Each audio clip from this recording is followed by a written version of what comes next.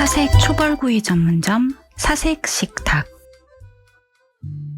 만물이 평온하게 고유색을 발현하고 공존할 수 있을 때 세상은 넉넉하고 아름답다.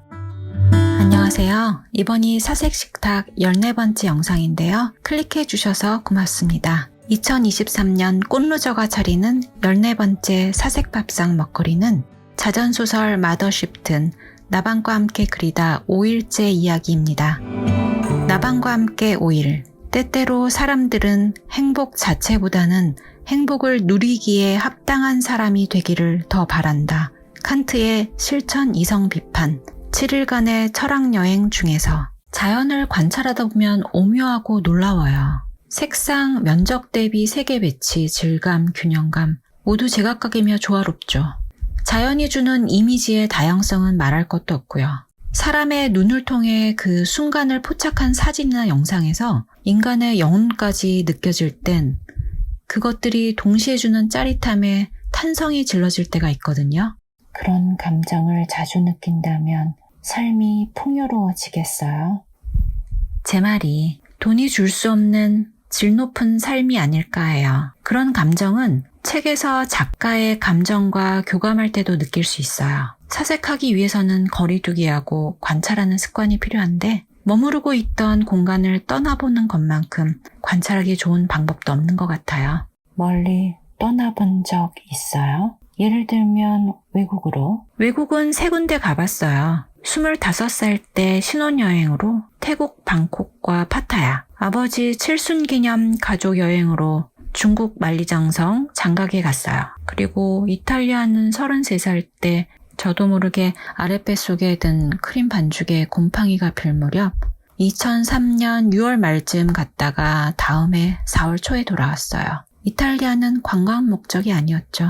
어제 말했듯이. 유학 갈 돈을 어떻게 마련했는지 궁금하지 않아요? 그런 건 대놓고 묻기 겸연쩍으니까. 유니폼 사업 3년 했어도 폐업하고 나서야 손익분기점을 맞을 기회가 있었기 때문에 모아놓은 돈은 없었어요. 자력으로 간 게 아니었단 뜻이에요. 전 돈 이야기를 꺼내는 게 참 힘들었는데 어머니와의 불화가 기폭제가 돼서 용기를 냈어요. 운의 상승세를 타던 20대 초반에 떠나지 못했던 아쉬움. 쭈그러든 풍선에 열정의 바람을 불어넣어 재도전해보고 싶었던 마음이 컸어요. 그래서 아버지께 구체적인 계획과 10개월간 필요한 경비를 적어서 보여드렸어요. 아버지는 제가 잘못된 결혼을 선택한 후 이혼하고 사무실에서 아등바등 열심히 살아왔다는 걸 아셨기 때문에 지원해 주셨어요. 하지만 늘 그랬듯 경비를 부풀려서 말씀드리지 못했어요. 나중에는 유로 환율이 치솟으면서 오히려 빠듯해졌죠. 아버지께 맡겨둔 돈이 있던 것도 아니면서 욕심을 더 부렸다면 최소 2년 정도 프랑스나 미국 패션스쿨에서 유학하고 싶다고 말씀드렸을 거예요. 물론 한국에서 전공학과를 졸업하지 않고 경력도 없다면 2년으로는 부족할 거예요. 원어민 수준의 어학 실력, 유창한 영어 구사를 겸비한다면 기회가 있을지 모르겠네요.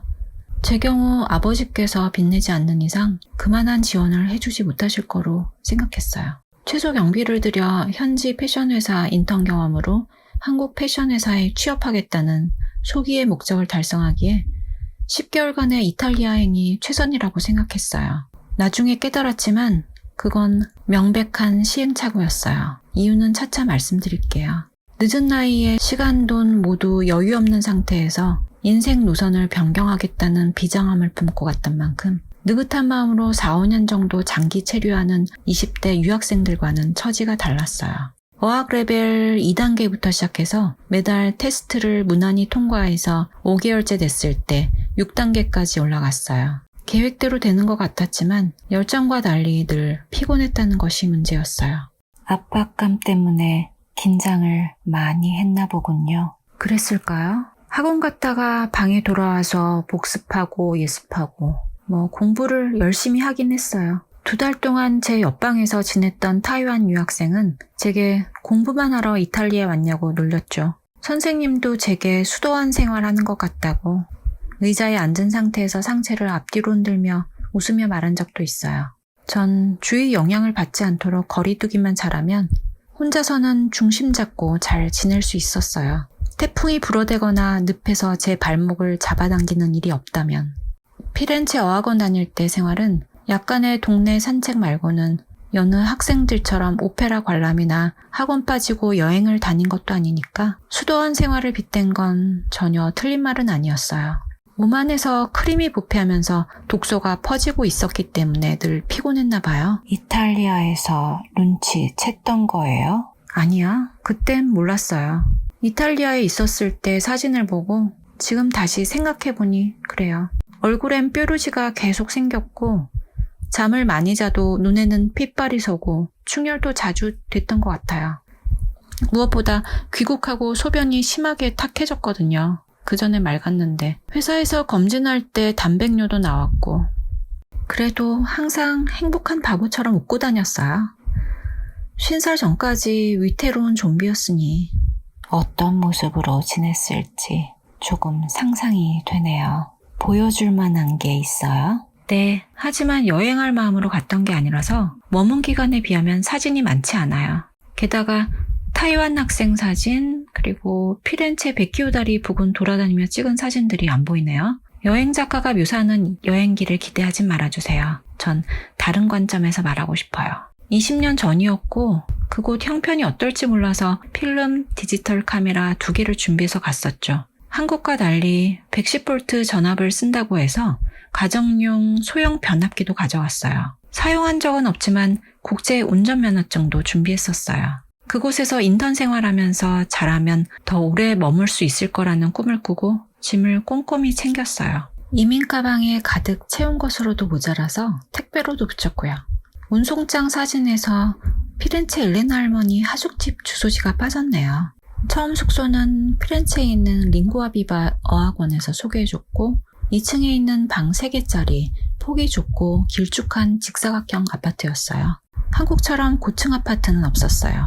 나무로 된 현관문을 열고 들어가면 오른쪽엔 스웨덴 학생 2명이 쓰는 방, 왼쪽에 좁은 복도를 따라 작은 거실과 공동 부엌, 그 다음에 타이완 학생이 1명 쓰는 방이 있었고 끝방을 제가 썼어요. 제 방 창문 아래로는 다른 가정집 작은 뒷뜰이 보였어요. 아파트라고 하지만 고건물이었고 내부를 개조해서 어학원생 상대로 임대했던 것 같아요. 집주인은 30대 후반으로 보이는 여자였는데 다른 데서 살았고 한 번씩 청소하러 들렀어요. 제가 방을 옮기기 전에는 간단한 대화를 하기도 했는데 브라질로 한 달간 여행 간다고 들은 것 같아요. 숙소는 학원에서 가까웠고 곳곳이 유적지라서 걷기 운동은 물론 목과 눈 운동도 자연스럽게 많이 하게 됐어요. 한여름이라도 습하지 않아서 전 괜찮았는데 어느 날 동네를 거닐다가 아주 지쳐 보이던 노숙자가 지나가는 것을 발견하고 제가 들고 있던 생수병을 건네주기도 했어요. 거긴 물을 전부 사서 마셔야 했거든요. 그 사람은 받아든 새 물병을 살짝 들어 고맙다는 듯 인사하고 희미한 미소를 짓고 갔죠. 노숙인이 아니었나? 옷이 많이 낡아 보이고 몇 군데 지저분해서 그런 생각을 제가 오해했던 거라면 미안하네요. 타이완 학생이 2달 있다가 떠나면서 브라질 학생이 오게 됐어요. 사진 속 이 여학생은 한 달 함께 지냈는데 타이완 학생처럼 아주 쾌활했어요. 하루는 그녀가 책상 앞에 앉아있던 제게 바람 쐬러 나가자고 제안했죠. 전 스프링처럼 의자를 박차고 따라 나섰어요. 제가 어렸을 때 살았던 동네와 비슷한 뒷골목이 피렌체에도 있다는 걸 그때 알았어요. 그녀는 학원 마치고 구석구석을 다녀봤는지 유능한 항해사처럼 구불구불 비탈진 뒷골목을 큰 보폭으로 올라갔어요. 전 호흡이 약간 가빠질 때까지 그녀를 따라서 올라갔는데 그녀는 길을 가다가 제가 잘 따라오는지 뒤돌아보고 미소 지어주기도 했어요. 여름 햇살이 한풀 꺾인 시각이라 뜨겁지 않았고 그녀만큼 부드럽게 골목벽을 비추고 있었어요. 그때 전 30대가 아니라 어린아이였던 것 같아요. 어렸을 때 기억처럼 은은한 장면이라서. 그녀가 절 데려갔던 곳은 언덕에 있던 한 레스토랑이었어요. 피렌체 전경이 한눈에 들어왔죠. 우린 거기서 커피를 마셨어요. 숨을 고르며 별다른 대화 없이 그 시간과 공간에 취해 나른하게 있었는데 갑자기 눈을 크게 뜨고 고개를 들게 됐어요. 들려오던 음악 때문에요. 전 직원을 찾았어요. 그리고 음악 제목을 물었더니 잠시 후 가수와 곡명을 적은 명함을 가져다 줬어요. 브라질 가수 마리사 몬테였는데 결국 전 밀라노 서점에 갔을 때 그 곡이 든 CD를 사고야 말았어요. 혼자 듣기 아까워서 한국에 돌아온 다음 몇 명에게 복사한 CD를 선물할 정도였어요. 브라질 여학생의 미소, 피렌체 뒷골목의 햇살, 그 모든 기억은 지금도 보물처럼 잘 간직하고 있죠. 친절했던 그 사람들 모두 행복했으면 좋겠어요. 당신도 행복했겠네요. 폭넓은 행복을 느끼기 위해 철학이 올바른 방향을 제시해주는 것 같아요. 철학에 관련된 두 권의 책은 많은 사람이 함께 읽었으면 좋겠어요. 처음 읽는 서양 철학사는 철학에 대해 재미를 느끼게 해줬고요. 며칠 전 도서관에서 발견한 책 7일간의 철학여행에서는 이런 문구들이 나와요. 행복은 결여가 부재하는 자족의 상태. 사유만이 우리에게 아무것도 부족한 것이 없다는 것을 깨닫도록 가르친다. 사유가 우리를 행복하게 해주는 까닭은 사유를 통해 이 세계 안에서의 우리의 자리를 찾을 수 있기 때문이다. 라고 했는데 동감해요. 전 당시 결여가 있던 상태에서 사유하는 방법을 몰랐으니 폭좁은 행복을 맛본 것이었어요. 사유가 뭔지, 그것이 필요한지도 몰랐지만 그저 이 세계 안에서 제 자리를 찾기 위해서 떠났던 것 같아요. 또 샤를 페팽은 이렇게 적고 있어요. 진정한 행복의 조건은 사유를 넘어선 행동이다. 불안한 상황에서 불안을 가라앉히는 미덕을 발휘하는 것이 바로 행동이다. 사유는 평온한 행복이라기보다는 불안한 즐거움이다. 그의 말에 따르면 과거의 저는 지적 훈련이 필요한 사유 대신 동물적 본능으로 실천하며 행복을 갈구했던 거죠. 현재 우리가 우울증에 빠져 정신과 의사를 찾아가게 되는 이유는 삶의 의미에 대한 사유를 잊어버린 채 너무 장기간 지속된 사유의 부재 때문이다. 사유는 막연한 불안을 막아주는 가장 좋은 방법이고 사유는 우리에게 행복의 가치를, 지금 느끼고 있는 것의 가치를 알려주기에 더욱 강렬한 행복을 느낄 수 있게 해준다 라고도 말하고 있어요. 그런데 신체적 건강 상태를 먼저 점검하고 밝고 활발한 몸놀림으로 몸풀기를 한 다음 사색을 해야 할 것 같아요. 사유를 무조건 강행하면 비관적으로 될 수 있고 극단으로 가는 사람도 있는 거죠. 과거 제가 건강하지 못한 신체 상태, 미성숙한 전두엽을 가진 채로 사색에 단절이 장기간 지속됐던 적이 있었기 때문에 그 중요성을 알게 됐어요. 브라질 학생이 떠난 후 제가 숙소에 머물렀던 한 달 동안 미국 학생이 자리를 채웠어요. 사진은 함께 지냈던 미국, 스웨덴 학생들이에요. 배경은 공동 주방이네요. 거실 창문을 열면 사람이 발을 딛고 설 수 있는 바닥이 벽에 연결돼 있었고 옆집 창문으로 들어갈 수 있을 정도로 옆집이 가까이 있어서 위험할 수도 있었어요. 하지만 아무 일도 일어나지 않았죠. 가끔 학원에서 10명도 넘는 학생들을 부근 카페나 레스토랑에 데리고 갔어요. 사진은 피렌체 한 카페 내부, 교회 외부 사진이에요. 어학원에서 파티도 종종 했어요. 거창한 게 아니라 과자, 음료 갖다 놓고 옹기종기 모여 사진 찍고 추억 만드는 시간이죠. 이건 같은 아파트에 살던 스웨덴 학생들이 춤을 추는 사진, 다음은 학원 파티 사진이에요. 가운데가 저고 왼쪽은 일본인 친구, 오른쪽은 타이완 동기생이에요. 학원과 연계된 아파트에서 4개월 정도 지내고 방을 옮기게 됐어요. 학원에서 알게 된 타이완 친구 제니가 귀국하기 전에 자기가 지냈던 방으로 오라고 권했거든요.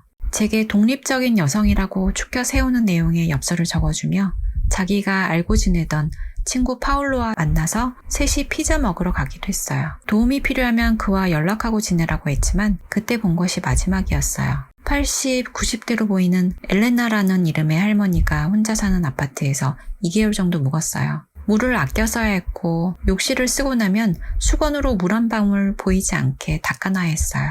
학원 숙소보다 제약이 많이 따랐죠. 석양을 친구 삼아 거리를 산책하고 돌아올 때면 할머니는 제게 위험하다고 늦게 돌아다니지 말라고 걱정해 주셨어요. 전 50살 될 때까지도 고양이를 무서워했어요. 이상했죠. 불과 얼마 되지 않았는데 이젠 예전만큼 무섭지 않아요. 그것도 참 이상한 일이에요. 어쨌든 엘레나 할머니 집은 2층에 있었는데 입구에 길고양이가 무슨 일로 버티고 앉아있던 적이 있었어요. 전 고양이가 자리를 떠나기 전까지 들어가지 못하고 배회할 수밖에 없었어요. 학원에서 수업 시간에 그 얘기를 꺼냈더니 선생님이 왜 조용히 울면서 가만히 있는 고양이를 무서워하냐고 제게 물었어요. 전 제 감정을 알 수 없었고 복잡 미묘한 감정을 짧은 어학 실력으로 설명할 길이 없었기 때문에 룰러쏘라고 짧게 대답했어요. 아무래도 이유는 불안정한 자아 때문이었던 것 같기도 해요.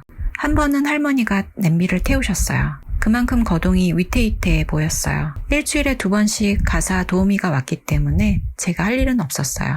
할머니는 아침에 항상 크루아상 1개와 모카포트로 만든 커피를 드시곤 했죠. 취향도 고급이어서 크루아상은 은식기에 담아 쟁반에 올려서 방에 갖고 가셨어요.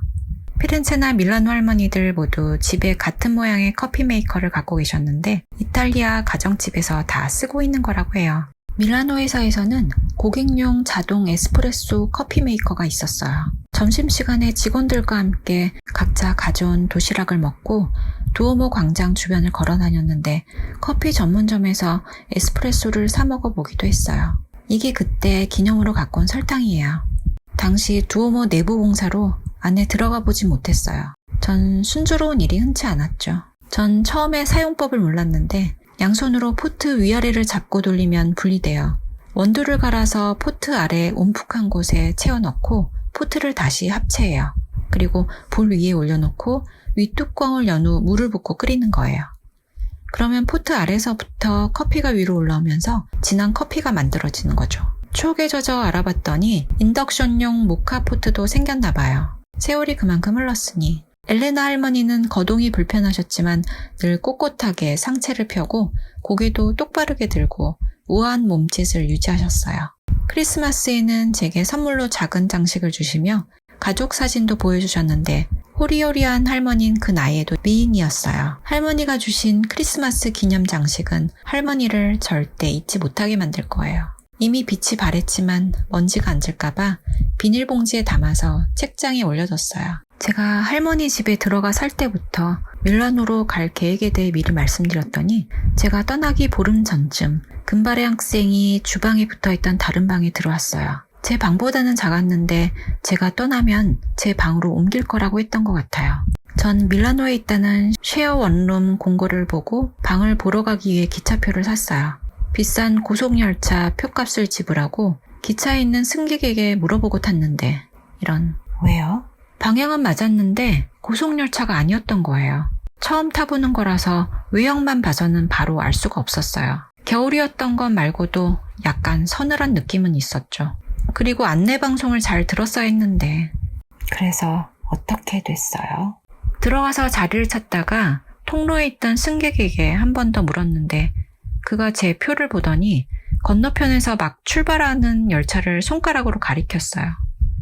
전 낙담하고 통로에 주저앉았어요. 그 열차엔 제가 앉을 자리도 없었으니까요. 그리고 제 옆에 앉은 남자가 절 안타깝게 쳐다보길래 별일 아니라고 말했죠. 왜 그때 영화 덤앤더머가 연상되던지.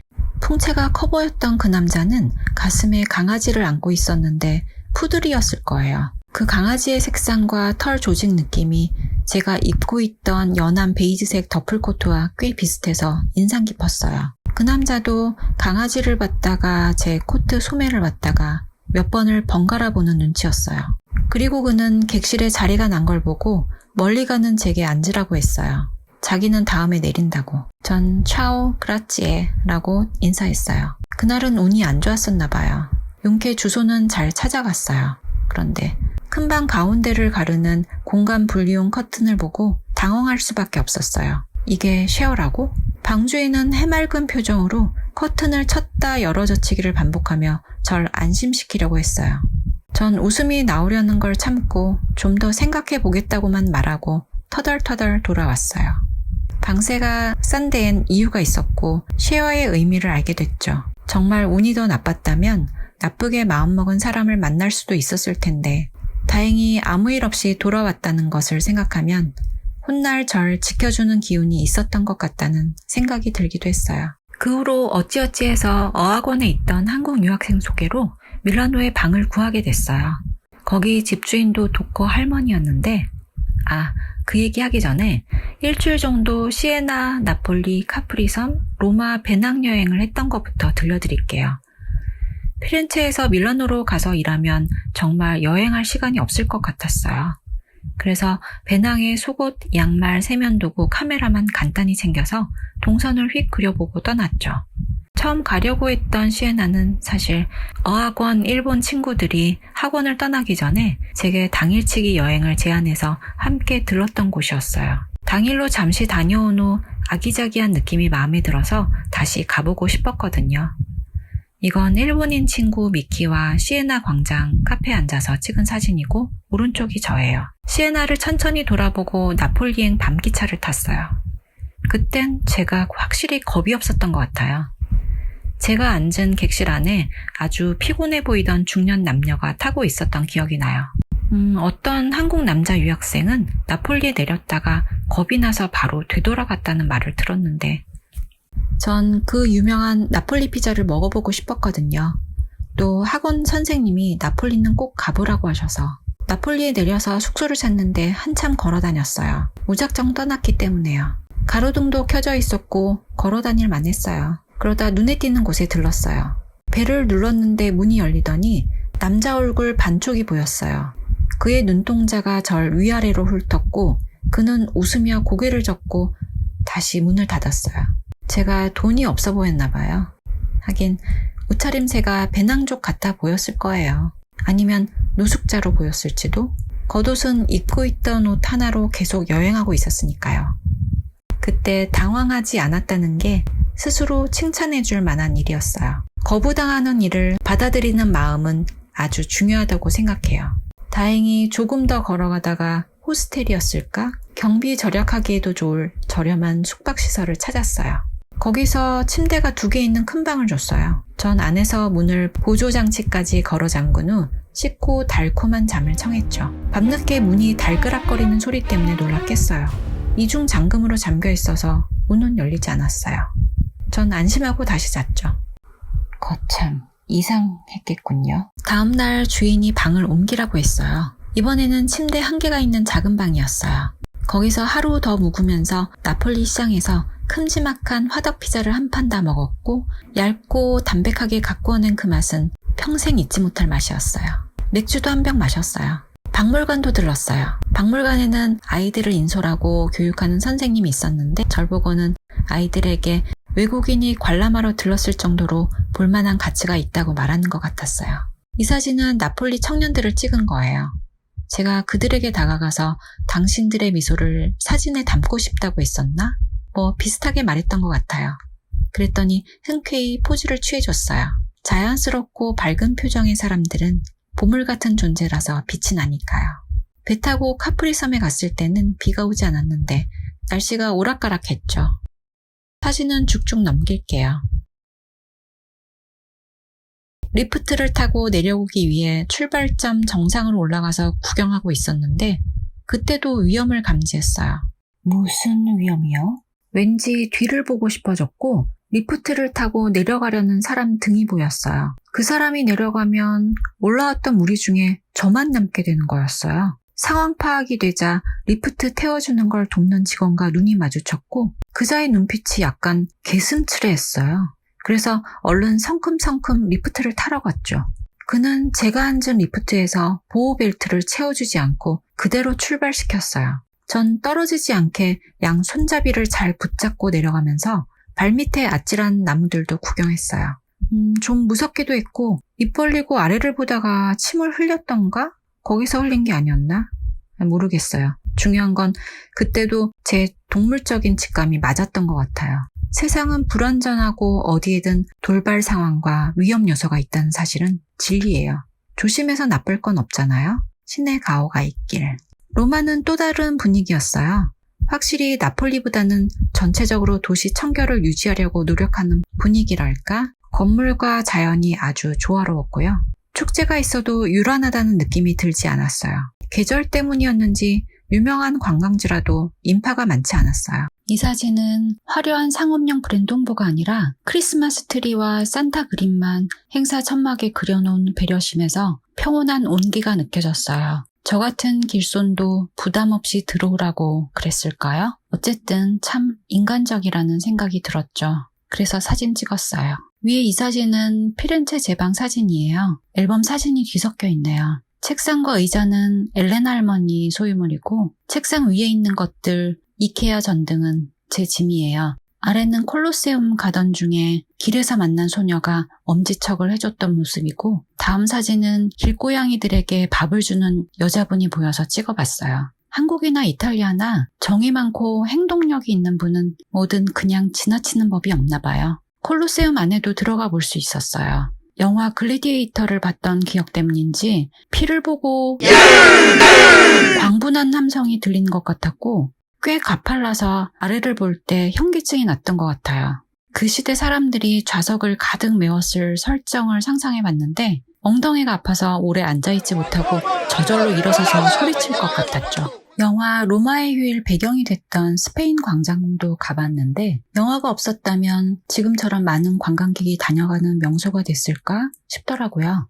7일간의 철학 여행에 이런 문구가 있어요. 오스카 와일드는 우리는 터너가 런던의 자욱한 안개를 그림으로 그려서 보여주고 난 뒤에야 그 아름다움을 알아보기 시작했다고 적고 있다. 로마는 제가 그린 여행 동선 중 종착지였기 때문에 천천히 둘러봤어요. 이걸 찍을 땐 고개를 90도로 젖혀서 올려다보고 찍었는데 제가 뭘 찍나 궁금했는지 주위에 있던 사람들이 옆으로 와서 함께 고개를 젖혔어요. 눈에 띄지 않는 위치까지 조각할 생각을 했던 예술가들에 대해 감탄할 수밖에 없었어요.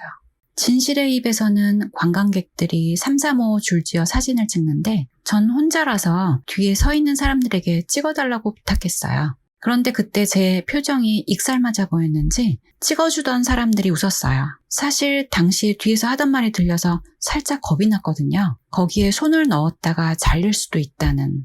로마에서 묵었던 호스텔이 여기였던 것 같아요. 차가운 복도에 앉아서 전원을 연결한 휴대용 CD 플레이어로 음악을 듣고 있는데 지나가던 여학생들이 절 보고 미소 지었던 기억이 어렴풋이 나요. 저만큼이나 그들 눈에도 제가 신기해 보였나 봐요. 지중해 바닷빛 눈동자의 여학생들과 한 방을 썼는데 혼자 여행하는 사람은 저밖에 없었어요. 식당에서 아침 식사할 때 저처럼 혼자 먹고 있는 동양인을 보긴 했어요.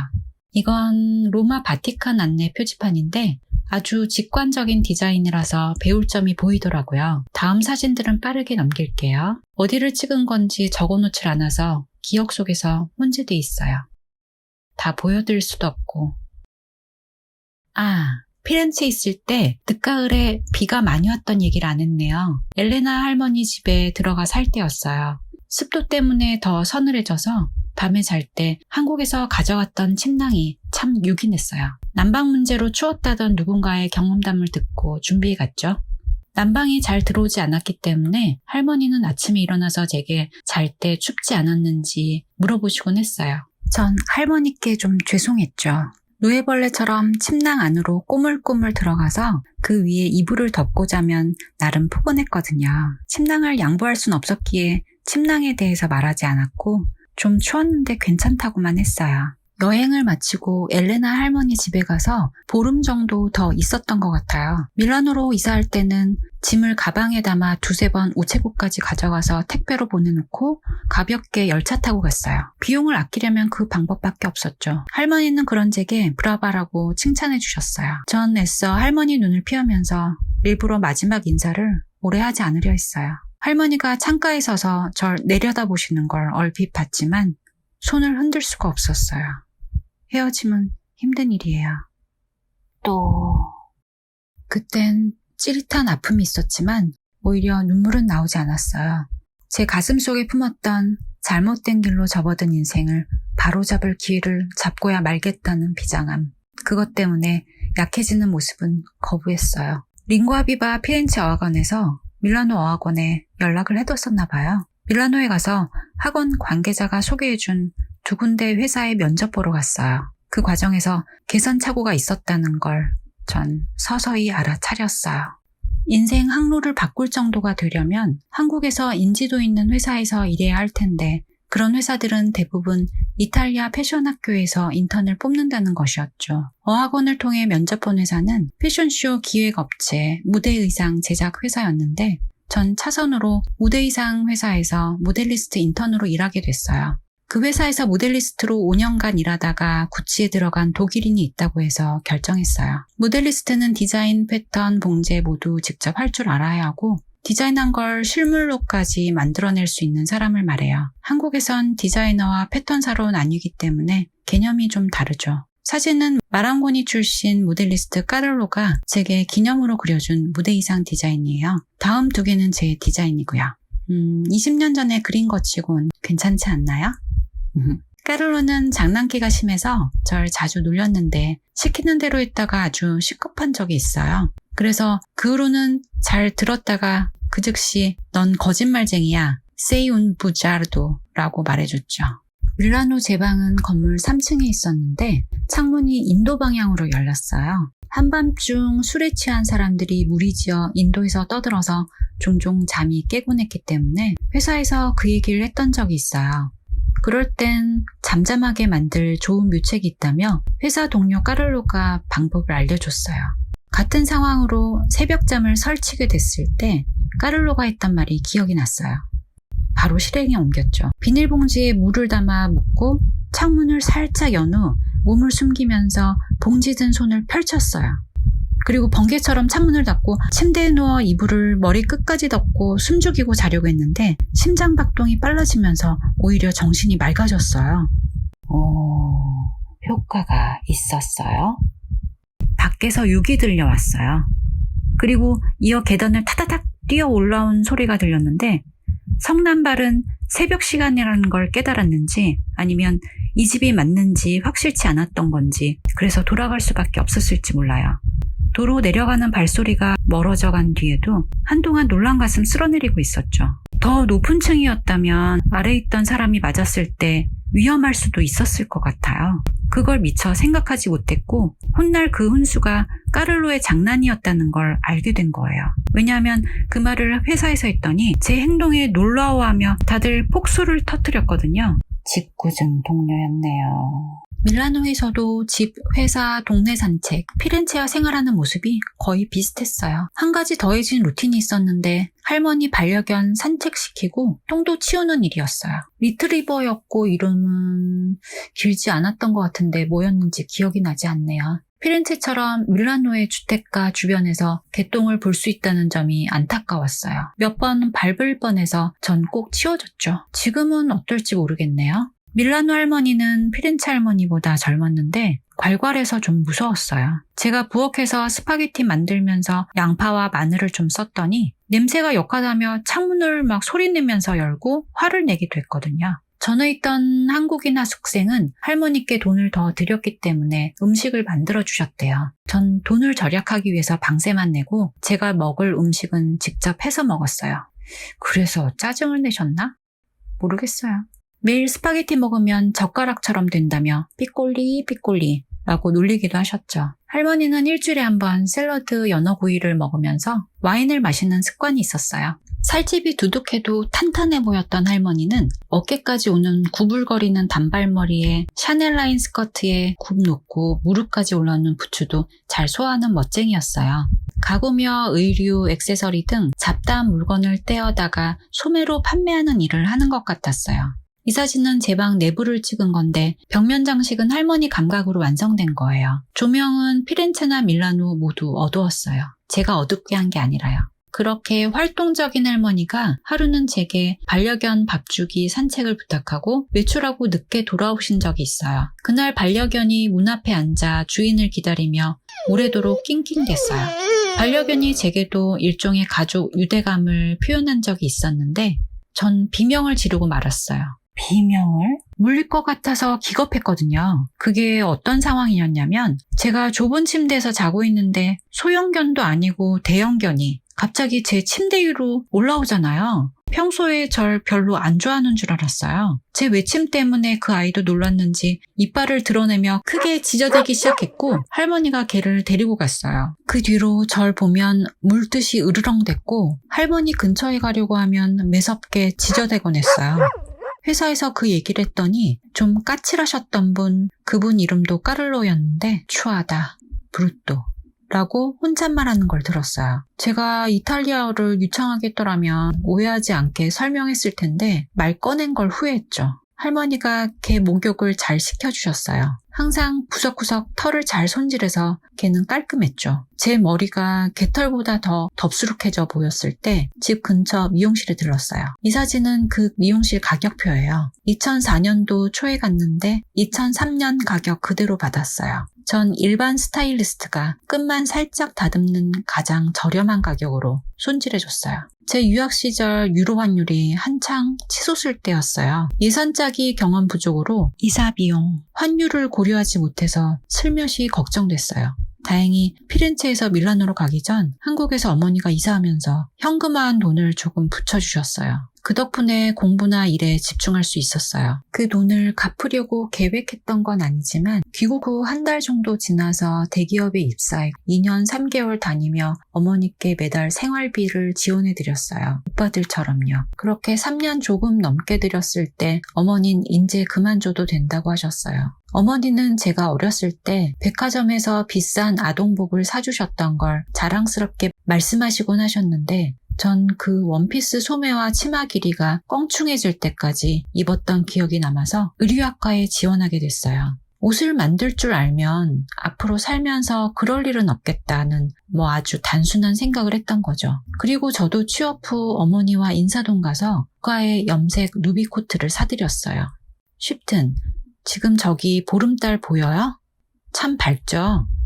정말 그렇군요. 이탈리아에서 밤에 산책하다가 여기 달과는 전혀 다른 보름달을 본 적이 있어요. 지금 저것보다 몇 배로 큰 달이 그것도 머리 바로 위 가까운 곳에 눈앞에 휘영청 떠 있었어요. 달이 홍시처럼 주황빛으로 물들어 있었고 빨려 들어갈 것처럼 신비로웠어요. 사람과 문화, 위도와 경도가 다르니 달까지 특이하네 라고만 생각했었죠. 한국 들어와서 슈퍼문, 블루문, 레드문 얘기를 듣고서야 그럼 그때 그게 레드문이었을까? 떠올리고 뒤늦게 온라인 기사들을 찾아봤어요. 이탈리아에서 레드문 뜬 시기를 검색해봤는데 나오지 않더라고요. 제가 봤던 게 레드문이라고 가정하고 그걸 본 곳이 밀라노였던 것 같긴 한데 피렌체였는지 밀라노였는지 확실치는 않아요. 우리를 사로잡는 아름다운 것들은 우연으로 다가올 때 그 의미가 증폭되는 것 같아요. 유니폼 사업할 때 거래처 방문하러 차 몰고 지방도로 달리면서 쌍무지개를 본 적이 있어요. 탄성이 절로 나왔죠. 그런 기억들은 절대 망각하면 안 되는 것들이에요. 밀라노 산책하다가 스테파넬 매장에서 할인 판매하는 걸 보고 목도리와 부츠를 골랐어요. 고딕 양식 영향 때문인지 전반적으로 구두코가 뾰족했고 흡족하진 않았지만 샀어요. 많이 걸었더니 신발 바닥도 낡았고 따뜻한 신발이 필요했죠. 이 사진은 그 매장에서 사은품으로 준 캐럴 앨범이에요. 여직원이 관광객 차림이 아니었던 잭에서 눈을 떼지 못하고 까리나 라고 말하며 치아를 드러내고 웃었어요. 피렌체 한 가게에서도 아프리카계 주인이 저보고 비슷한 말을 했는데 그 시절 현지인에게는 낯선 동양인이었던 제가 신기 보였던 모양이에요. 회사에서도 제가 무급으로 일하고 있는 외국인이라서 좀 특별하게 대해줬던 것 같아요. 제가 천천히 하는 말에도 귀를 잘 기울여줬거든요. 어느 날 마케팅 직원이 실적을 올려서 대표가 그 직원에게 원하는 포상을 말하라고 했대요. 솔직히 명확하게 다 알아들었던 건 아니에요. 띄엄띄엄 알아듣고 눈치로 끼워 맞췄죠. 마케팅 담당자가 샘플실에 와서 의견을 수렴하고 있었는데 전 그에게 근처에 헬스장, 팔레스트라 있는지 궁금하지 않냐는 질문으로 암시를 줬어요. 그때 다들 눈을 동그랗게 뜨고 이구동성으로 제게 브라바 라고 했어요. 좀 으쓱하면서 소통의 결과에 뿌듯해지는 순간이었죠. 그 뒤로 그 직원이 팔뚝에 힘을 주는 모습을 보이고 간 걸 보면 제 의견대로 했나 봐요. 3개월쯤 지났을 때였나? 그 팔뚝 직원이 제게 영어를 잘하냐고 물었어요. 마케팅 부서에서 영국에 수출하는 업무도 있으니 제게 영어를 잘하면 회사 정규 직원으로 채용할 의사를 비췄어요. 그때 이탈리어만 열심히 공부했던 것이 두 번째 오판이었다는 걸 깨달았죠. 영어는 초급 수준 회화로 유창하게 구사하지 못했기 때문에 정규직 전환 기회를 놓쳤어요. 이탈리아어도 긴 문장으로 표현하는 건 천천히 말해야 하는 수준이라서 시간이 더 필요했어요. 절호의 기회를 놓친 후 막막한 처지에서 마음이 착잡했어요. 그렇게 답답한 심정을 와인으로 달래려고 금요일 저녁 퇴근하면서 와인 한 병을 사들고 할머니 몰래 제 방에서 마신 적이 있어요. 다음날 숙취 때문에 죽을 만큼 힘들었어요. 주말 내내 방에만 있었고 더 우울해졌어요. 밀라노 할머니가 그제야 절 로봇이 아닌 인간으로 여기신 듯 웃으며 살갑게 대해줬어요. 계획대로 되는 일이 많지 않다는 걸 받아들이기엔 시간과 돈이 부족했어요. 불안했죠. 불안감을 극복해냈어요? 그게 이 말을 안 했는데 피렌체 어학원 다닐 때 예사롭지 않은 꿈을 꿨어요. 꿈에서 마주한 대통령과 악수하고 대통령 집무실로 안내받고 들어가는 꿈이었어요. 이걸 학원 수업 시간에 선생님께 설명할 때 이탈리아어로 악수한다는 말을 표현하지 못해서 또 괜히 말 꺼냈다 생각했어요. 그때 말이 막히니까 손짓으로 보여줘서 선생님이 다시 이탈리아어로 알려주기도 했어요.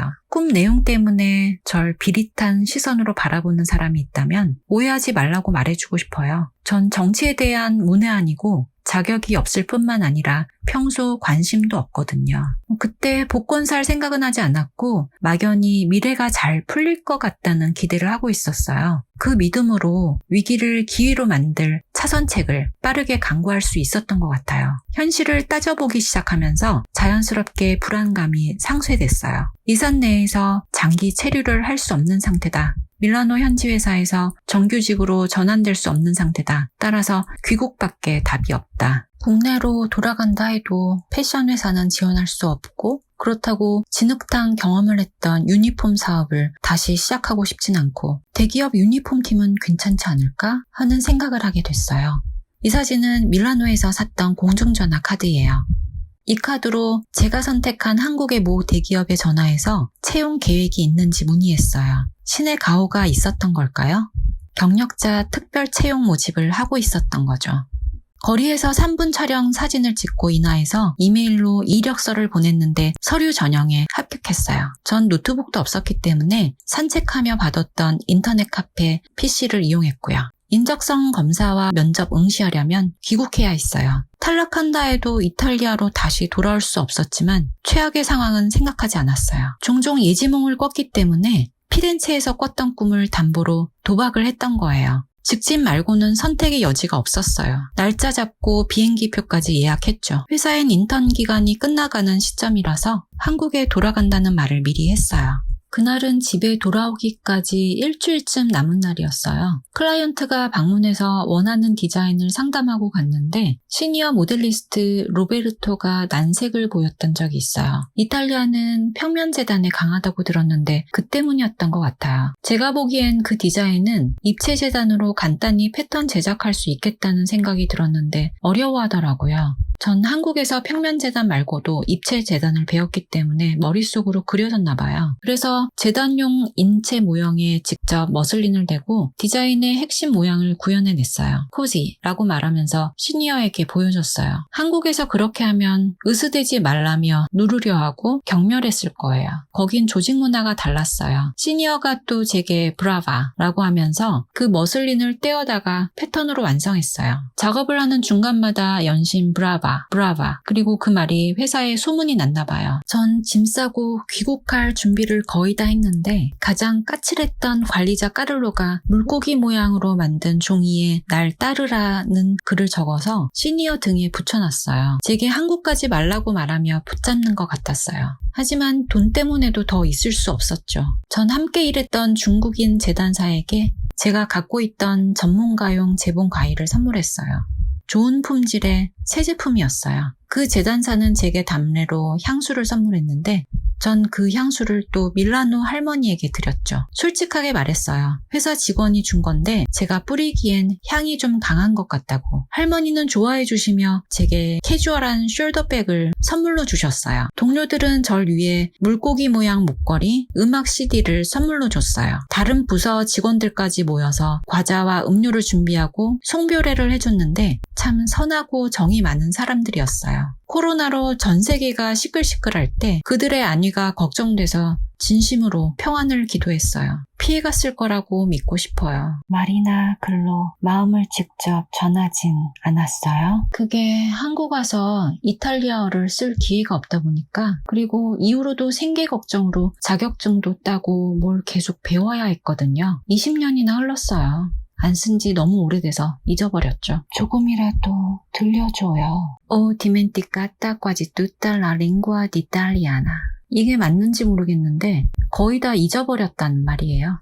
이런 말이나 하려고 1년을 배운 게 아닌데, 아니 한국에서 배운 기간까지 합하면 더 넘죠. 무슨 일이든 배우고 나서 곧바로 쓸 수 있고 오래 쓸 기회가 주어졌으면 좋겠어요. 나중에 얘기하겠지만 대기업 입사하고도 장애가 많았어요. 안타깝네요.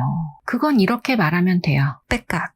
하지만 돌이켜 생각해보면 어디에 있든 여행하고 있다는 자유로운 사고로 만물을 바라보고 만물이 평온하게 고유색을 발현하고 공존하는 모습이 유지될 때 세상은 넉넉하고 아름다울 수 있다는 걸 느꼈어요. 누구든 세상에 태어날 때는 고유 기질을 갖고 태어나죠. 각자의 기질을 발현하고 그것으로 존중받고 경제활동할 수 있을 때 행복감을 느낄 수 있고요. 기질을 억압받고 방치되고 무능하게 여겨질 때 불만이 생겨요. 사회 모든 사람의 행복감이 충만한데 범죄, 악플, 해코지 등이 일어날 수 있을까요? 사회가 개개인의 기질 발현, 인간 존엄성 보존, 다양하게 공존할 수 있게 돕는 역할을 해줬으면 좋겠어요. 개인의 기질, 장단점을 아이가 성장 과정에서 스스로 깨닫게 하는 교육, 겸손을 가르치는 교육, 예를 들어 몸이 성장했더라도 인성교육은 평생 필요하다는 사실을 인식하는 일, 타인을 조종하고 지배하면서 숭배받으려는 욕구를 누르는 교육, 독립심을 기르는 교육과 더불어 한 개인에게 선과 악은 모두 존재하기 때문에 자기 성찰이 필요하다는 교육을 했으면 좋겠어요. 당신이 가진 기질을 스스로 발현하고 변해보아요. 사회에 기대하지 말고. 그럼 자아 실현한 당신 모습이 다른 누군가를 도울 수 있을 거예요. 네, 제 경우 정신적 만족에서 깊은 행복을 느낀다는 걸 이제 깨달았어요. 정신적인 만족을 찾기 위해서 독서하고 글을 쓰고 있어요. 제 기질을 발현하는 통로를 찾은 거죠. 그녀가 일어서서 국적 불명의 춤 사이로 바람을 일으키자 나방은 얼찌감치 날아가 뱅뱅 돈다. 당신은 정말 예측 불가능한 사람이군요. 네, 제 별명 중 하나가 청개구리예요.